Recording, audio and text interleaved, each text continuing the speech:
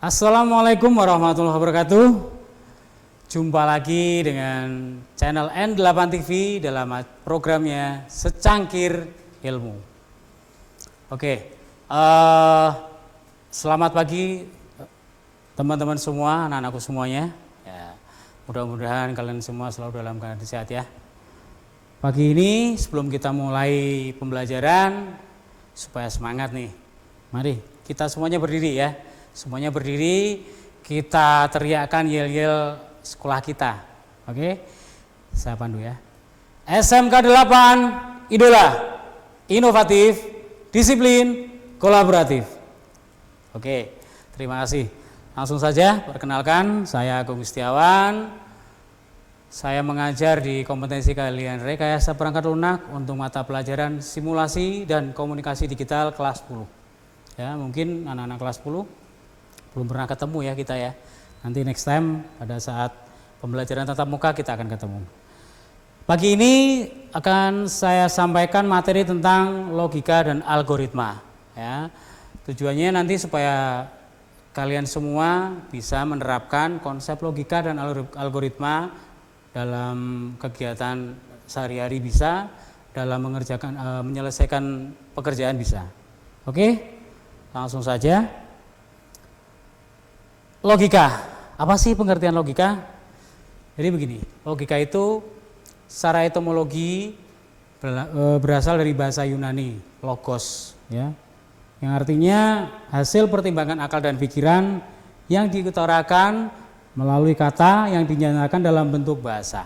Jadi hasil pertimbangan akal dan pikiran, bukan hanya sekedar hasil apa ya, ngobrol itu enggak, tapi hasil pertimbangan akal dan pikiran, ya. Logika juga merupakan salah satu cabang dari filsafat dan sebagai ilmu logika disebut sebagai salah satu ilmu pengetahuan yang mempelajari kecakapan untuk bisa berpikir secara lurus, tepat dan teratur. Ya. Oke, fungsi logika. Kenapa sih harus belajar logika, Pak? Gambaran secara gampangnya begini, ya. Dalam kehidupan sehari-hari kita akan selalu bertemu dengan permasalahan ya. Jadi kenapa kita harus belajar logika? Karena kita dengan logika itu kita akan terbantu dalam menyelesaikan masalah ya.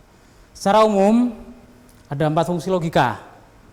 Yang pertama, membantu dalam setiap orang agar bisa berpikir secara rasional, lurus, kritis, metodis dan koheren. Ya, yang kedua, mampu meningkatkan kemampuan berpikir dengan lebih abstrak, cermat, dan objektif. Yang ketiga, mampu menambah kecerdasan ya, kecerdasan intelektual akan menambah, sering diasah.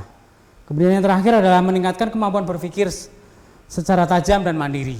Ya, kita akan berusaha nanti dengan kita memahami sebuah logika, kita akan terbiasa memecahkan permasalahan secara mandiri. Kemudian algoritma.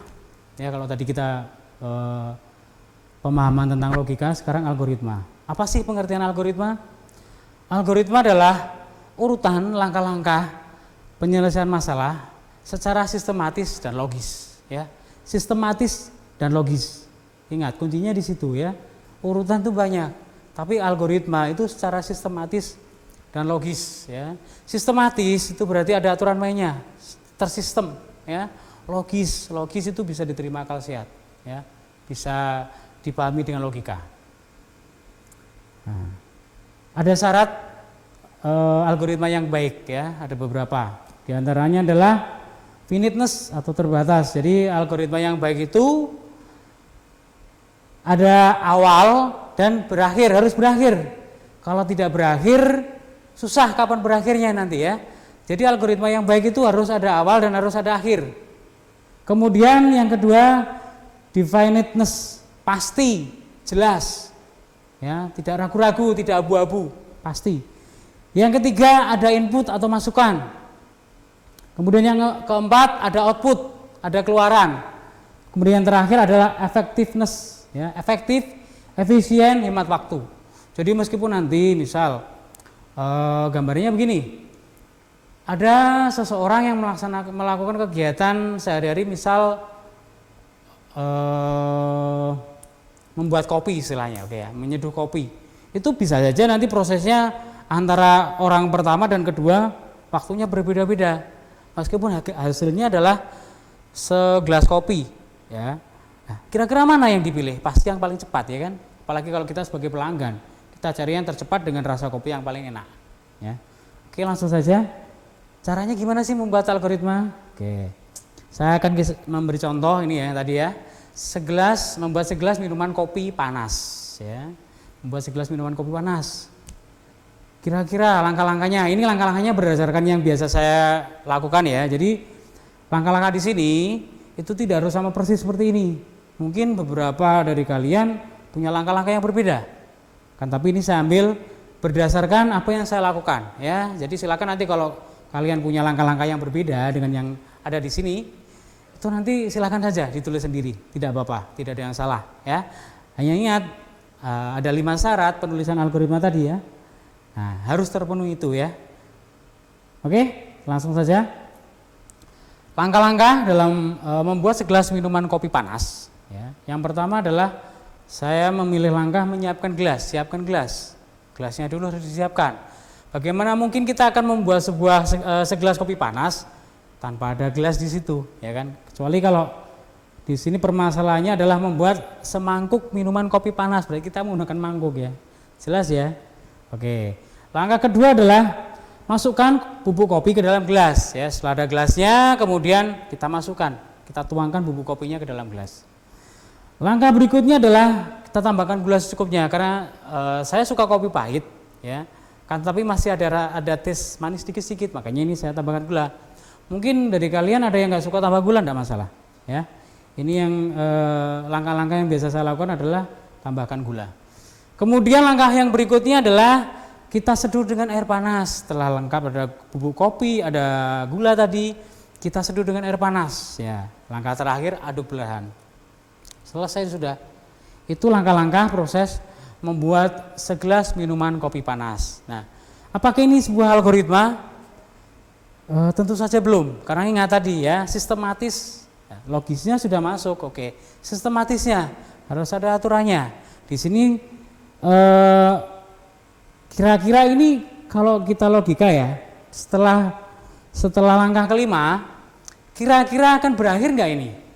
Ya, setelah aduk perlahan, berakhir nggak? Nggak berakhir kan? Berarti ini belum memenuhi persyaratan. Ya, supaya berakhir bagaimana?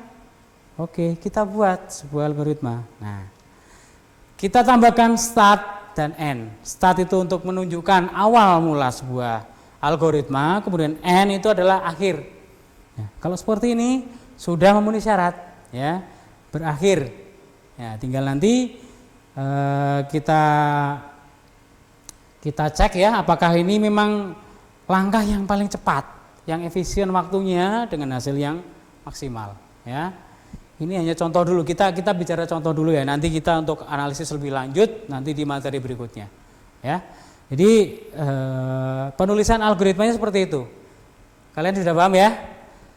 Kalau ada yang belum, nih saya coba kasih contoh lagi nih. Saya sudah menyiapkan untuknya. Ini algoritma untuk memasak mie instan.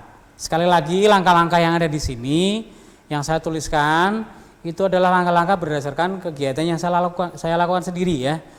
Bukan mewakili siapa-siapa. Ini yang kalau saya memasak mie instan, langkah-langkahnya seperti ini. Nanti kalau kalian memasak dengan langkah yang berbeda silahkan. Tidak ada masalah ya. Tapi kita gitu dulu, ini langkah-langkah berdasarkan kebiasaan yang saya gunakan. Oke, ada permasalahan memasak mie instan. Kira-kira nanti penyelesaian masalahnya seperti apa? Langkah pertama, karena saya terbiasa memasak di panci, maka langkah pertama adalah siapkan panci. Pancinya disiapkan dulu. Kalau saya memasaknya di wajan, berarti saya harus menyiapkan wajan. Ya, oke. Langkah berikutnya yang kedua adalah masukkan air ke dalam panci, ya, karena memasak mie instan itu butuh air ya. Saya masukkan air secukupnya ya di sini ya. Kemudian langkah ketiga adalah rebus air sampai mendidih. Ya, jadi direbus dulu airnya sampai betul-betul mendidih. Kemudian baru masukkan mie instannya. Kita masukkan mie instan. Pak ini misalnya mutuh atau diremes dulu, ya terserah itu. Nanti itu bagian kecil ya, tidak perlu saya jelaskan. Itu langkah-langkah yang itu saya anggap intinya mie-nya masuk ya, mie instannya dimasukkan. Mau sudah hancur diremes dulu atau masih utuh, itu selera masing-masing ya. Kemudian berikutnya setelah mie instannya masuk, langkah berikutnya adalah bumbu. Ya kita masukkan bumbunya, potong masukkan. Setelah matang, hidangkan dalam mangkuk karena terbiasa saya makan mie di mangkuk. Nah, itu langkah-langkah membuat mie instan, memasak mie instan. Kemudian apakah ini sudah bentuk algoritma? Belum ya? Ya, kalian sudah tahu ya. Tambah apa? Ditambahkan start dan end. Oke, sampai di sini pasti sudah ada gambaran ya. Bagaimana sih algoritma? Kalau tadi di awal mungkin kalian masih meraba-raba. Wah susah ini, bakalan susah. Ternyata nggak susah ya, gampang ya. Oke, ini tadi masih kita ambil contoh kegiatan yang kita lakukan dalam kegiatan sehari-hari ya, kehidupan sehari-hari. Sekarang saya akan berikan contoh lagi, tapi mungkin saya ambil mungkin dari matematika atau apa ya, dari matematika ya, untuk membuat program penjumlahan dua bilangan. Ya, jadi membuat program penjumlahan dua bilangan. Algoritmanya seperti apa? Algoritmanya adalah yang pertama start ya. Kita sudah mulai menuliskan dalam bentuk algoritma ya, supaya nanti terbiasa. Yang pertama ada start atau mulai, ya, mulai. Kemudian langkah yang berikutnya tadi syarat algoritma ada inputnya. Inputnya adalah di sini, masukkan bilangan. Ya, karena ini penjumlahan dua bilangan, maka saya membutuhkan masukkan dua bilangan juga. Nah, di sini saya siapkan dua variabel untuk menyimpan bilangan tersebut. Saya misalkan variabelnya adalah variabel A dan B. Ya. Kemudian setelah kita masukkan bilangan apa? Langkah selanjutnya, karena kita mau menjumlah, berarti kita akan menghitung. Ya, kita masukkan rumusnya. Jumlah sama dengan A plus B. A tadi sama B adalah variabel yang digunakan untuk menyimpan inputan ya, ingat ya. Jadi jumlah sama dengan A plus B. Kemudian nanti hasil penjumlahan A plus B itu akan tersimpan dalam variabel jumlah. Kemudian syarat tadi algoritma masih ingat harus ada output. Nah, outputnya apa? Outputnya adalah tampilkan jumlah. Karena awal kita sudah input, kemudian kita sudah hitung ya penjumlahan dua bilangan tersebut. Kemudian kita akan tampilkan hasilnya. Ya, jumlah. Terakhir n, selesai. Ya. Gampang kan? Sangat mudah. Ya, saya yakin kalian tidak akan kesulitan mengikuti ini. Oke, saya akan kasih contoh lagi biar semakin wawasan kalian semakin luas ya. Banyak nih contohnya nanti. Nah, kalau tadi penjumlahan kita akan mencoba membuat program perkalian dua bilangan. Ya, perkalian dua bilangan. Sebenarnya langkahnya hampir sama ya. Yang pertama adalah start atau mulai. Kemudian langkah berikutnya adalah masukkan bilangannya ya. Masih sama seperti yang tadi, saya siapkan variabel A dan B ya untuk menyimpan inputnya tadi. Kemudian hitung, apa yang kita hitung? Kalau tadi penjumlahan, sekarang ini kita akan menghitung perkalian. Nah, rumus apa yang kita pakai? Kali sama dengan A kali B. Ya, jadi nanti kita kalikan A dan B tadi, kemudian kita masukkan dalam variabel kali. Setelah itu apa? Output ya, ingat output. Ya, kita tampilkan kalinya. Kemudian terakhir N, selesai. Simple sekali. Ya. Mudah-mudahan nanti kalian bisa mengikuti ya. Pelan-pelan. Ini saya sengaja memberikan contoh-contoh yang masih ringan ya. Belum yang membutuhkan pemikiran yang tinggi ya, masih ringan. Oke, kita coba lagi contoh berikutnya. Nah, ini adalah menghitung luas persegi panjang. Oke, menghitung luas persegi panjang. Kalian tahu rumus luas persegi panjang apa? Oke, panjang kali lebar. Nah, di sini sudah saya siapkan nih. Jadi langkah-langkah algoritmanya adalah Yang pertama start, betul. Kemudian yang kedua masukkan panjang. Bisa jadi ada beberapa teman yang masukkan panjang sekaligus lebarnya, boleh. Ya, ini di sini saya sengaja pisah supaya jelas ya. Kemudian langkah ketiga masukkan lebar. Di sini saya misalkan variabel untuk panjang itu P kecil, kemudian lebar menggunakan variabel L kecil. Ya. Kemudian langkah berikutnya apa? Langkah berikutnya adalah menghitung luas persegi panjang. Rumusnya apa?